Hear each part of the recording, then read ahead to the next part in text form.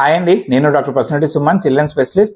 ఈ formula milk use చేసే parents కి చాలా ఇంపార్టెంట్ ముచ్చట ఒకటి చెప్పాలి. రీసెంట్ గా ఒక 3 months బేబీని ఫాలో కి తీసుకొచ్చిన పేరెంట్స్ చూస్తేనేమో వెయిట్ తగ్గిపోయింది బేబీ. జనరల్ గా ఆ ఏజ్ లో ఏంటంటే 600 to 800 grams పెరగాల్సిన బేబీ వెయిట్ దగ్గర కొంచెం షాకింగ్ అనిపించింది అన్నట్టు. ఏంది కథ అని చెప్పేసి తెలుసుకోవడానికి క్వశ్చన్లు ఏంగా మన పేరెంట్స్ ఒక 20 నిమిషాల తర్వాత చెప్తారు ముచ్చట. ఏంటంటే బేబీ మోషన్ టైట్ గా పోతుందని వీళ్ళు ఫార్ములా మిల్క్ తయారు చేసేటప్పుడు ఆ కలపాల్సిన దానికన్నా డబల్ నీళ్లు కలిపి తాగిపిస్తారంట.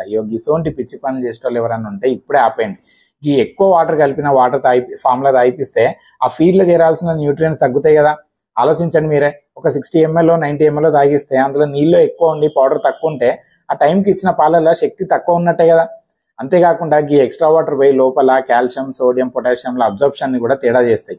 ఇవన్నీ బేబీ వెయిట్ పెరగడం అండ్ డెవలప్మెంట్ మీద చాలా ఎఫెక్ట్ చూపిస్తుంది. అండ్ ఇదే కంటిన్యూ అయితే ఏకంగా ఫిట్స్ కూడా వస్తుంది. మీరు మళ్ళీ హాస్పిటల్ పండు తిరగాల్సి వస్తుంది. ఎంత డేంజరస్ పని అన్నట్టు ఇది. సో ఇలాంటి పనులు చేయడం ఆపండి. మీ ఫార్ములా డబ్బా మీద ఎట్లా చెప్తే అట్లనే కలపండి.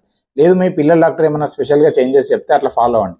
అండ్ 1 month తర్వాత నుండి బేబీస్ మోషన్ గట్టిగా పోవడము, పోయేటప్పుడు ఏడవడము చాలా నార్మల్ ముచ్చట. ఈ టాపిక్స్ మీద నేను స్టార్టింగ్లోనే వీడియోస్ చేసి పెట్టినప్పుడు చూడండి. తెలియకపోతే మీ డాక్టర్ని అడిగిన అంతేగాని మీ సొంత తెలివి వాడి మీ బేబీస్ లైఫ్ రిస్క్లో పెట్టకండి. Okay, thanks for watching.